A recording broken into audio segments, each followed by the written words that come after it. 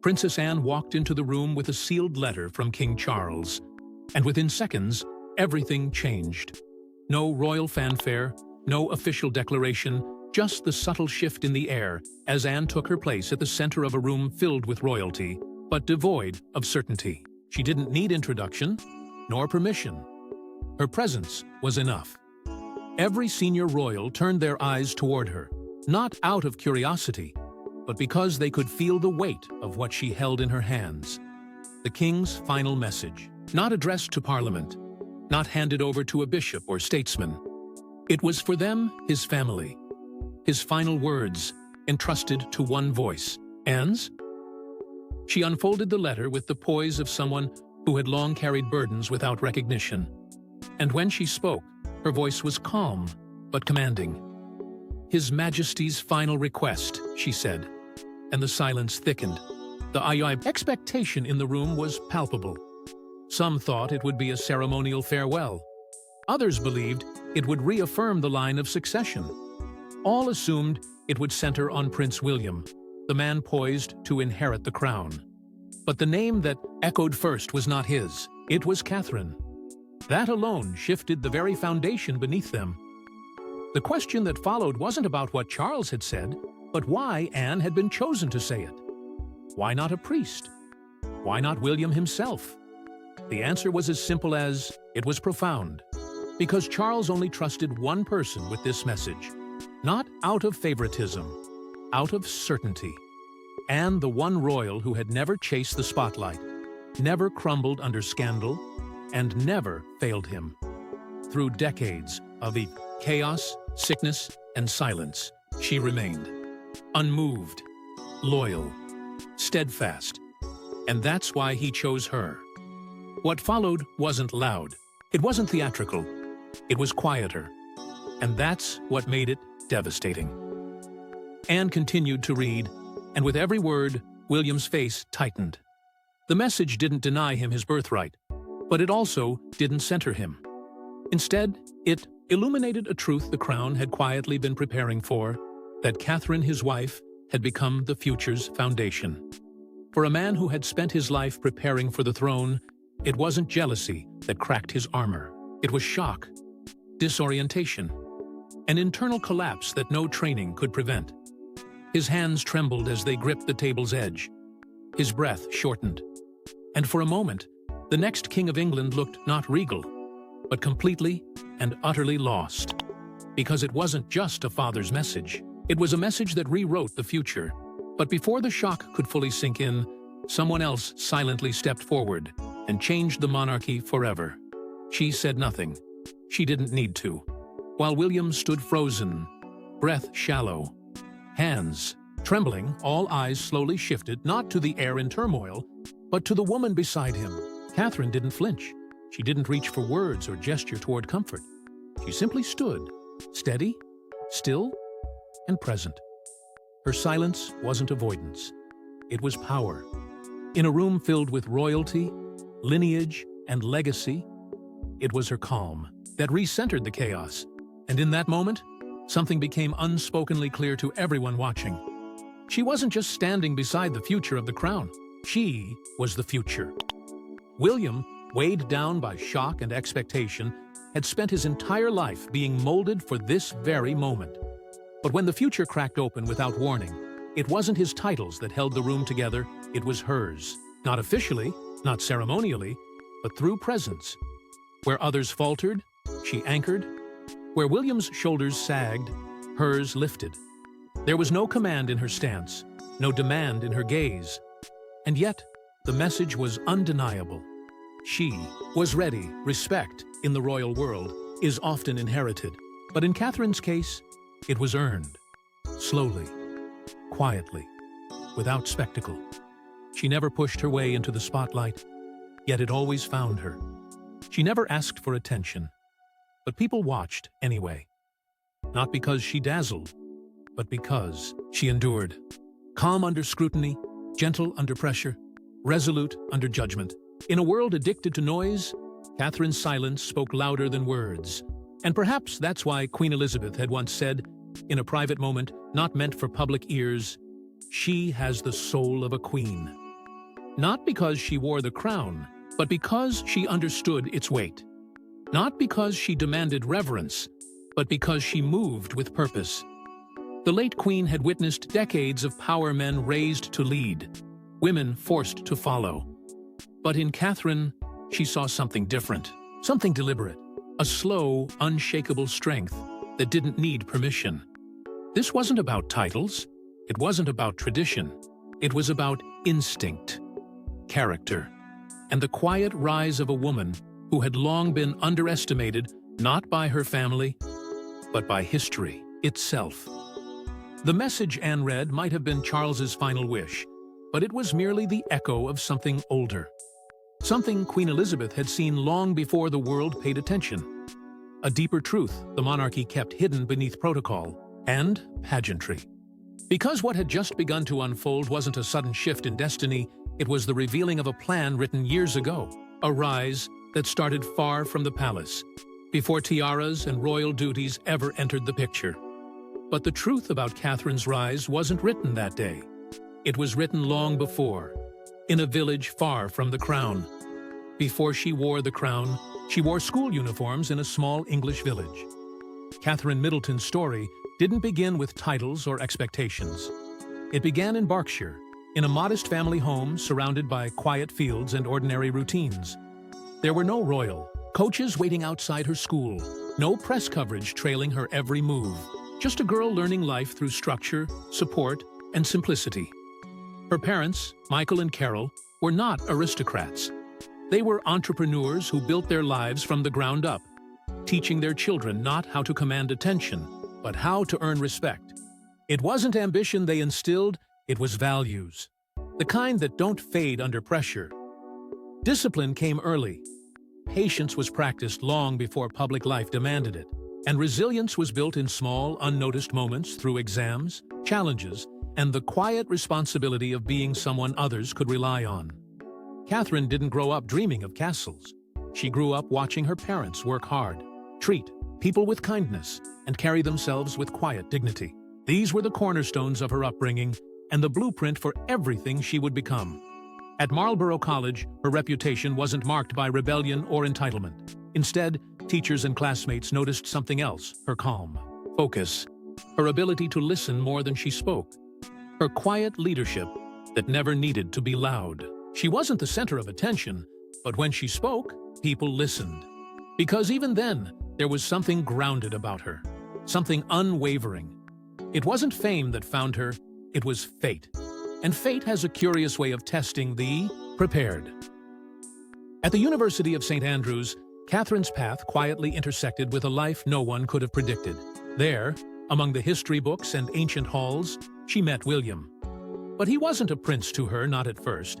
He was a fellow student, navigating the same pressures and expectations. Their connection was not born in spectacle, but in shared humanity. Study groups, late-night conversations, and mutual respect. Their friendship was the foundation, solid, genuine, and unscripted. While the world would later romanticize their every glance, what truly mattered was what the cameras didn't see: Catherine's refusal to be anyone but herself. She never altered her rhythm to fit a royal mold. She never chased a crown. Instead, she grew into her role, step by careful step, without compromise, without noise. And William noticed. Because in a world where so many sought to fit into royalty, Catherine quietly became someone royalty couldn't ignore. But what began as a quiet love story would soon carry the weight of royal legacy and a ring haunted by memory. He didn't just propose to her, he invited his mother's memory into their future.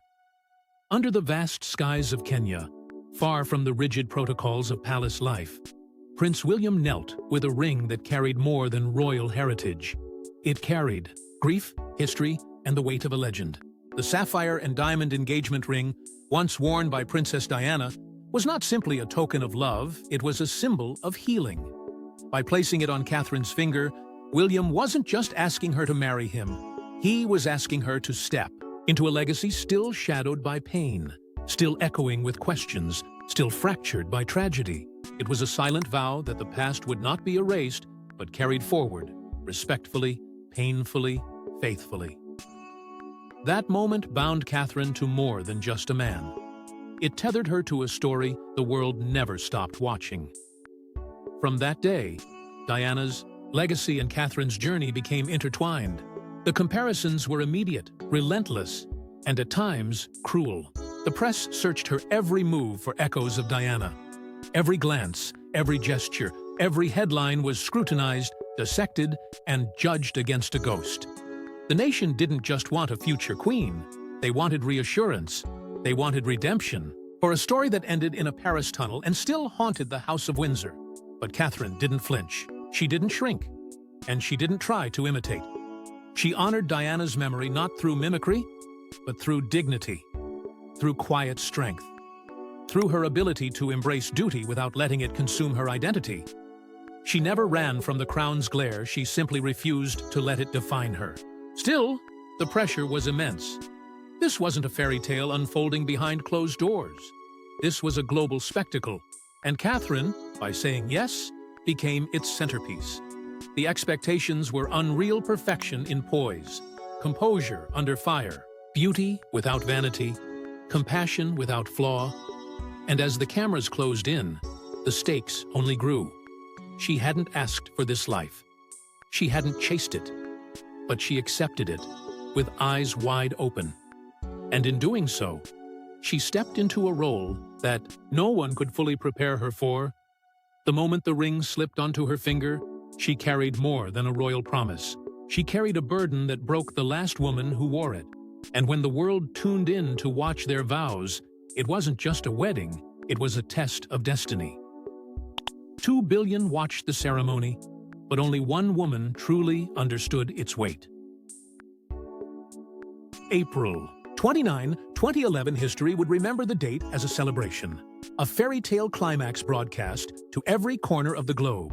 But for Catherine, it was never just a wedding. It was a reckoning.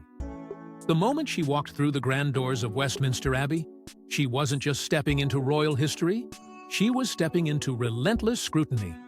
The flags, the crowds, the global spectacle masked what was happening beneath the surface. A woman born outside the institution was about to become one of its most visible pillars. And though the world cheered for the dress, the kiss, the carriage ride, Catherine knew the truth. The tiara was not a crown. It was armor. The ceremony dazzled millions, but behind the smiles, the stakes were painfully real. Every step she took down the aisle echoed with pressure. Every glance, every breath, was measured by a public hungry for another Diana, and a palace desperate for stability. But Catherine didn't flinch. She didn't perform. She simply endured with a composure that unsettled even the harshest critics. Where nerves would have been forgiven, she gave resolve. Where trembling might have seemed human, she stood steady. There were no signs of panic, no glimpses of self-doubt, just quiet control. That calmness, that unwavering presence, is what set her apart. Unlike past brides who had faltered under the weight of the crown's shadow, Catherine walked beside, it never behind, never beneath. The cameras captured every moment, yet the real triumph couldn't be televised. It was internal, and it was powerful. Her grace wasn't an act, it was a response to pressure, to expectation, to a world waiting for cracks that never came. The press tried everything to find them. From the cut of her gown to the curve of her smile, nothing was off limits. Experts, tabloids, and so-called insiders dissected her every move, desperate to poke holes in perfection. But she gave them nothing, not because she was flawless, but because she had prepared. Not for a wedding, but for a life of sacrifice. Because this wasn't the end of a love story. It was the beginning of a long, ruthless battle for privacy, for peace, for control over her own narrative. Catherine didn't just marry a prince, she married a centuries-old institution with a history of devouring those who couldn't bend without breaking, and from the very beginning, she understood the price. What the world saw was a royal fairy tale. But what Catherine lived was the first chapter in a lifetime of calculated silence, forced strength, and unspoken resilience. She didn't celebrate the moment she shouldered it. Because behind the pageantry, behind the flowers and choirs, was a woman stepping into the eye of a storm that had ended queens before her. And in the years that followed, fire came not from outside, but from within, the family itself. When Catherine said, "I have cancer," the world stopped. But what came next was even more powerful. She didn't announce it from a podium. There were no flashing lights, no press conference, just a quiet bench, gray skies, and a steady voice that refused to tremble. It wasn't royalty speaking.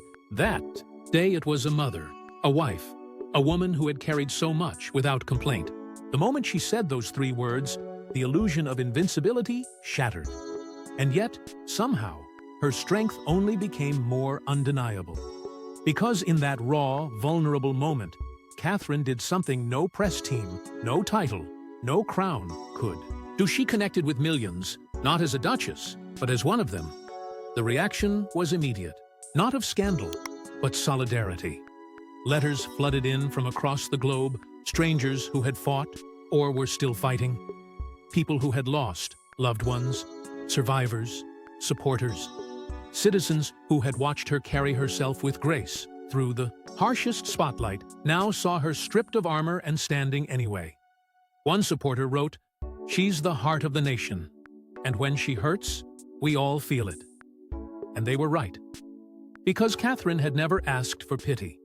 She asked for understanding, for hope, for patience. And in return, the nation gave her something rare in modern royalty, unconditional love.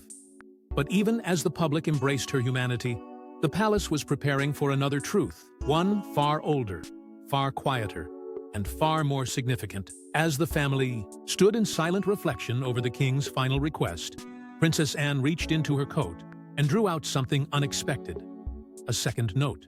It was yellowed, its edges worn with time, and it bore the unmistakable handwriting of Queen Elizabeth II.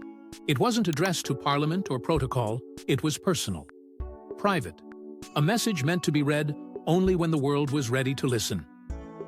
Anne unfolded the letter slowly, her voice laced with something rare emotion. In it, the Queen described conversations she'd shared with Anne in the final months of her reign.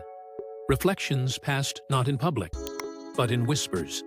And in those whispers, one truth kept surfacing. She has the heart and mind of a queen, not will have, has.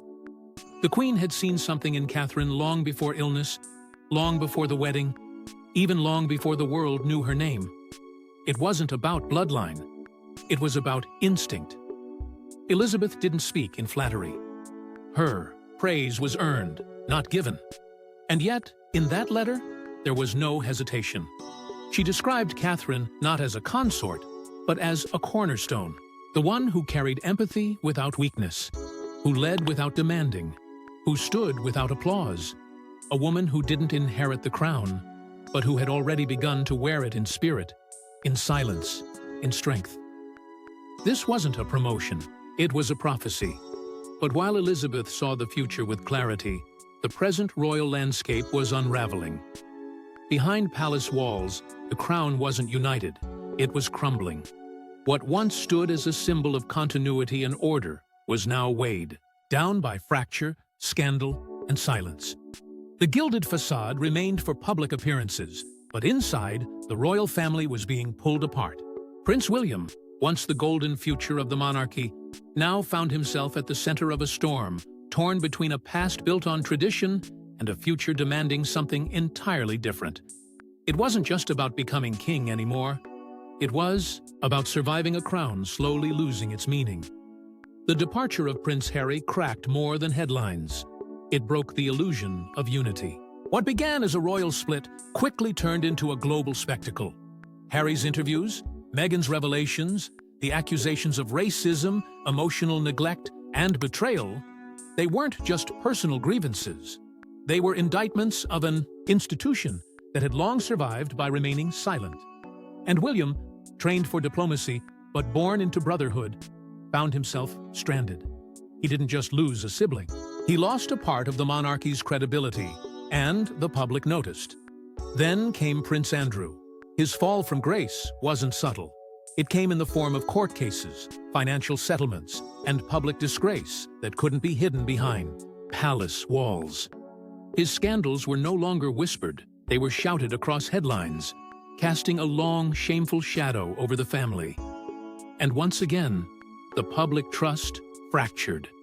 It didn't matter how often the palace tried to move forward. The weight of unresolved shame kept dragging them back. William was supposed to be the solution, the steady heir, the future king with a modern touch. But even he couldn't hold back the tide of change. Every decision was a gamble. Every silence was judged. Every word, a test. He was trapped between a monarchy that demanded stoicism and a world that demanded transparency. The traditions he'd been taught no longer held power. The rules were changing, and fast. And in the middle of this collapse, one person refused to let it all fall apart. Catherine. She didn't fix the monarchy through speeches or campaigns. She didn't push boundaries or rewrite history. She simply remained composed, consistent, and quietly powerful. While others grabbed for headlines, she created stability. She was the presence the public trusted, even when the institution behind her faltered. When William couldn't speak freely, she said more with silence. When his composure cracked, she steadied it, not for appearances, but because she believed in what the crown could still be. It became clear to William that titles alone wouldn't save them. The robes, the rituals, the scripted waves, all of it had grown hollow. The crown needed something new, not softer, not louder, but deeper. It needed empathy, humanity, and standing beside him, ready to carry that empathy forward, was a woman already doing the job without needing the title. It wasn't a royal decree, it was a father's last wish. The letter wasn't embossed. No golden seal, no formal parchment, just a folded sheet of aged stationery, its corners worn, the ink slightly faded. It wasn't written by a monarch addressing his subjects, it was written by a man facing the end. King Charles, stripped of ceremony and protocol, had left behind something far more powerful than any public statement. A final message, not to the nation, but to his son, and to the woman standing beside him. A message not designed to rule, but to guide. A legacy of love, of truth, and of quiet faith. To my son, it began, and to the one he walks beside. Room fell breathless as Princess Anne read those words aloud. The usual shields of royal formality were gone. There was only truth, now raw, human, unmistakable. Then came the line that pierced deeper than any royal tradition ever could. Protect her. Let her lead when the wind grows cold. She will know where to go. In just a few lines, the king had done what centuries of monarchy avoided. He placed the future not in blood, but in belief. Not in the oldest son, but in the steadiest soul. This wasn't a mandate. It wasn't strategy. It was clarity. A dying man's final glimpse of what the crown truly needed. And it wasn't a throne room or a lineage. It was her, Catherine, the woman who had never asked for the crown, never pursued power, but had proven again and again that she didn't need a title to lead. She led by nature, by instinct, by enduring presence. Charles hadn't declared her queen. He had done something more dangerous. He had trusted her. That single line, "let her lead," was a rupture in centuries of royal expectation. And in its place, something else emerged. Something modern. Something urgent. A shift from hierarchy to humanity. Catherine, whose name once sat quietly beneath headlines about fashion and formality, was now being revealed as the monarchy's anchor. Not because she was next in line, but because she was the only one holding the line at all. The survival of the monarchy no longer hinged on who wore the crown. It now depended on who could carry its burden. And Charles knew, more than anyone, that Catherine was the only one who had carried it without crumbling. While others ran from the fire or got burned by it, she walked through silently, steadily, never asking for recognition. His letter wasn't about honor, it was about preservation. The institution didn't need another ruler. It needed a soul. And as silence filled the palace, one truth became undeniable. Catherine wasn't waiting to become queen. She already was, in spirit. Drop your thoughts in the comments section Don't forget to like and subscribe. And we will see you in the next one.